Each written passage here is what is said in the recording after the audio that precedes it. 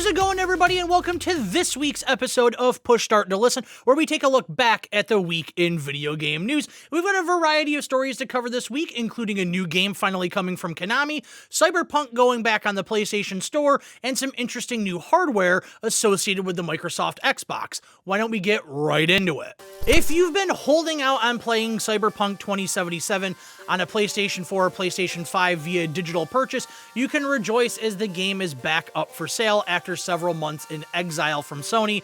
Truly one of the craziest video game stories I've seen in, I don't know, a decade at least. A major game being pulled from a major digital storefront because the game is in such poor shape that it just cannot be played by the target audience. There's now a new notice on the store's listing for the game that says, users continue to experience performance issues with this game. Purchase for use on PlayStation 4 systems is not recommended. Now, they do mean the base PS4. They're not talking about the PS4 Pro or the PlayStation 5 system, obviously. It's a little bit more stability in the frame rate with that game. But let's be honest, the true underlying issues of Cyberpunk are not its crashes and bugs. Those are important and those need to get fixed because there are people that still do want to experience this game. They're just not willing to put up with the absolute mess that it is right now. The real issues with that game would involve re-recording audio from voiceover actors. It would include rewriting some of the script. It would be probably starting from scratch on some of the AI components in the game, like the way driving is handled, the traffic systems, the wanted system with the police. It's all just one huge, complete and total fire pit that you don't want to get anywhere near it. I pushed through the game to play it. I do still, with all of the issues with the game, and I certainly had my issues with the game, I didn't think it was as bad as everybody made it out to be, although there is a lot of room for improvement. It's not a groundbreaking game. It's not this amazing experience.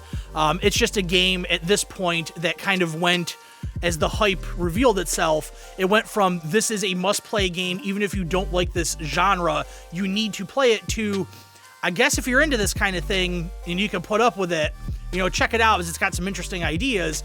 So it's a true fall from grace in terms of a video game story. I'd like to think that they continue working on the game and continue making it better. Time will see, time will tell on that, I guess. But aside from PlayStation making an update to the game, Xbox did as well, as they are amending their no questions asked refund policy for digital copies of Cyberpunk 2077. I'm scanning through the article right now, but according to a report out of Microsoft, starting on July 6th, which is next week, they will be returning to their standard digital game refund policy for Cyberpunk 2077 for both new and existing purchases. So yeah, they've kind of been like, hey, it's been enough, enough time now that if you don't already know about this, we got to eventually kind of get back to normal and start treating this like any other game. I hope that Cyberpunk can eventually become a game that can be enjoyed by the masses and not just enjoyed by people that are willing to put up with the issues to get through to see the story. So I guess, just time will tell on this one, man. It's been a wild ride with Cyberpunk. Microsoft announced a little bit of kind of Xbox adjacent hardware news this week as they unveiled a trio of new monitors / televisions, because one of them is big enough to be a television, that have kind of a branded, designed for Xbox program attachment to it. Essentially what this means is they've just partnered with 3 reputable monitor and television manufacturers and said, hey, you can slap the sticker on here that says this is designed to be performed best with the Xbox Series X. I will tell you up front, even before we dig into any of the 3, they're not worth it. They are not worth your money. You can get a better product for less money or just a little bit more money. So let's start off with the Philips one. That's the Philips Momentum. It's 55 inches. It says it's a monitor. Let's be honest, 55 inches is a television. I have a 6-foot wide desk in front of me. There's no way on earth I would put a 55-inch television on top of it to play. The monitor, high contrast HDR with VESA certified display HDR 1000, which allows for local dimming and peak luminance. It also comes with a built-in soundbar. It's $1,600. For about $1,800 to $2,000, depending on when it's on sale, you can get an LG CX 65-inch OLED, which is kind of like the standard right now for best gaming television. It's 120 hertz. It's got HDR. It looks absolutely gorgeous. I know plenty of people that have picked one up. I'm waiting to get one myself. My main television is kind of, it's time to maybe put it out to pasture a little bit. Move it to the back room and get a new showpiece for the living room. And that's the one that I got my eye on. Next up is Asus's ROG Strix Xbox Edition. I should have said ROG. I hate when people do that. It's ROG, Republic of Gamers. 43-inch gaming monitor with 1 millisecond response time, which is very nice. Best televisions out there still can't really get to that. The super low millisecond response time, that's really is a computer monitor thing. So that is nice, but it's $1,400, and I can think of a better and bigger television that I could get for $1,400 for this. And also, I could think of a better monitor in general to get with this as well, especially because the Xbox does they can display out in 1440p, so you can get a super nice 1440p monitor and get kind of the best of both worlds. A little bit more than 1080p, but not the, let's say poor response times that a typical 4K monitor has, though to be honest, they're not terrible by any stretch, but people always want lower is better because they feel like it gives them a competitive edge, because as we all know, everybody that plays Call of Duty is into esports. And then last up is Acer's Xbox Edition gaming monitor. It's 28 inches, so an actual computer monitor size, but it's $950. I'll tell you right now, just go get like a Samsung G7 instead, and you will thank me for it. It's a way better monitor for the price. I'm not going to sit here and claim to be some crazy monitor or television expert, but last year I had to buy a new monitor, and I did like 3 months of research, and I can tell you, just even though I'm sure prices have changed since November when I got this thing, there's better options out there. It's cool that they're doing something like this, and I'm sure somebody out there will buy it, but just up front, you can get better elsewhere. Whenever I can, I try to highlight a new game that catches my attention during the week, and this week it's something coming from noted pachinko developer Konami, the company that used to make video games, trying to maybe step their toes back in the water and see if it's something they want to do again. They announced Crime Site this week, which looks pretty cool. They have a closed beta coming up. I entered to see if maybe I could get into it. We'll see what happens with that. They put a trailer out. The trailer is a little vague. There's a little bit of information about what it is. Essentially, it's sort of like Clue in a way. You're trying to figure out who the murderer is, who the victim is. It's top-down isometric kind of looking. You can see the trailer, I got it playing on the screen. Honestly, the UI elements in some ways look a little Persona-ish, so it looks like they're definitely trying to add some style to this game.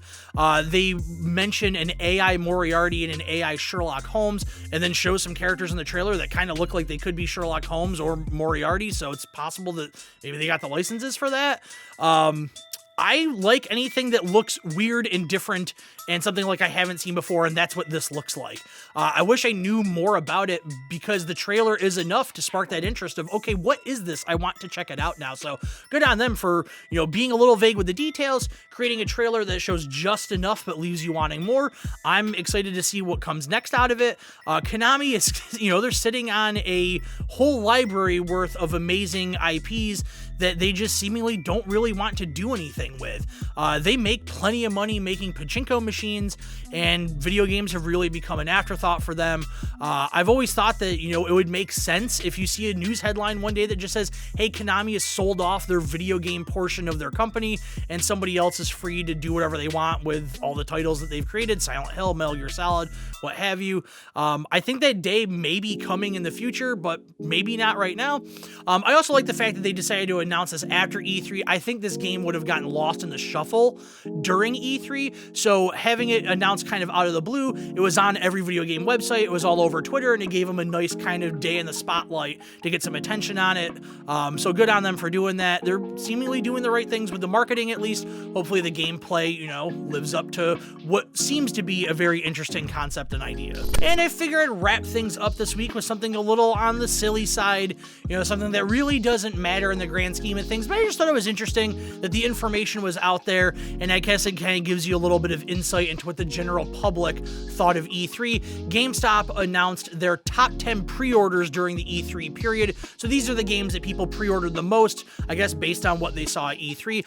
I don't think this list is in any particular type of order, so we're just going to go through it in the order it was presented the way that I saw it. Metroid Dread, that makes sense. It was one of the two big things from the Nintendo showcase, the other one being The Legend of Zelda, I guess you would say Breath of the Wild Part 2. It doesn't really have a name yet. Following that, another Nintendo title, the Zelda Skyward Sword HD. That game, I don't know how well that's going to translate to a controller. It was really designed to be played with the Wii Motion controller, swing the sword and, have the shield and all that stuff, but we'll see how it translates.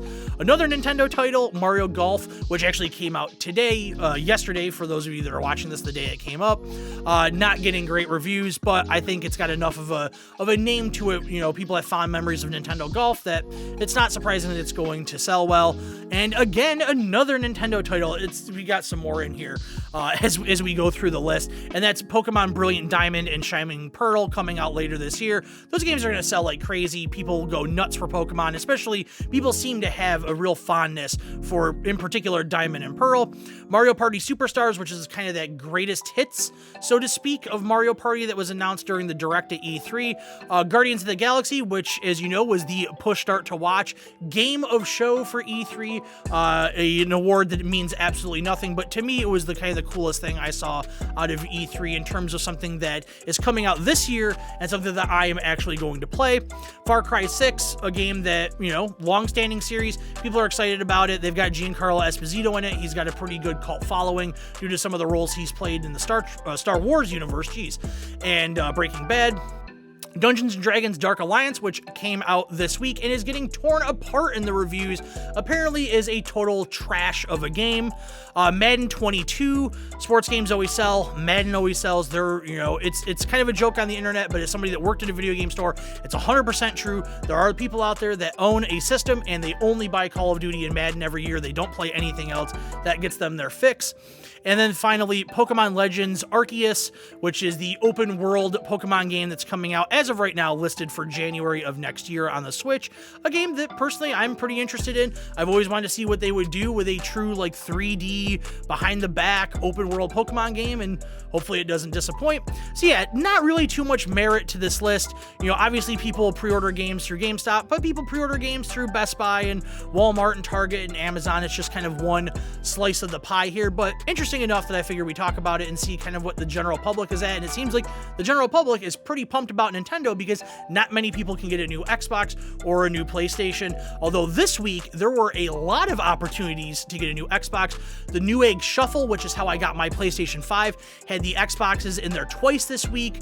The plan came out this week where you could pay the $35 a month to get an Xbox Series X. You're able to do that through GameStop and Walmart, maybe somewhere else as well, but those were the places that I saw it this week. So definitely starting to tick upwards towards being able to get an Xbox a little bit easier. And that's it for this week. Not too much to talk about in terms of channel housekeeping like we do at the end of every episode. No extra video came out this week. No extra video is coming out next week. This weekend, I am filming the next installment of my Nostalgia Games video. I'll be editing it over the next week, so maybe the week after that it'll come out. I am going to stream on Twitch this weekend. I haven't decided if it's going to be Saturday or Sunday, so either be today, the day that you see this, or tomorrow. I'm going to be playing the new Lego Builder's Journey game that came out. Looks pretty interesting. If you're interested in checking it out, you can follow me on Twitter. I'll tweet when I'm about to go live. You can also drop a follow on the Twitch channel. It's right on the screen. Push start streaming over on Twitch. And, stop by, hang out, and we'll play a new Lego game.